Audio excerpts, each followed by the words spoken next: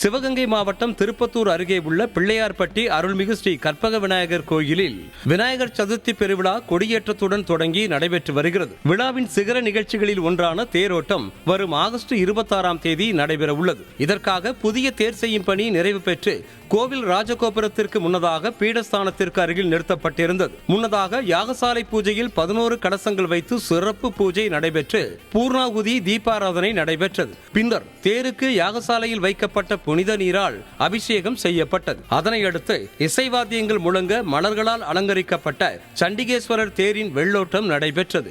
இதில் பெண் பக்தர்கள் உட்பட நூற்றுக்கணக்கானோர் கலந்து கொண்டு தேரை வடம் பிடித்து இழுத்தனர். தேரானது கோயிலை சுற்றி 4 ரத வீதிகள் வழியாக வலம் வந்து மீண்டும் கோவிலை வந்தடைந்தது.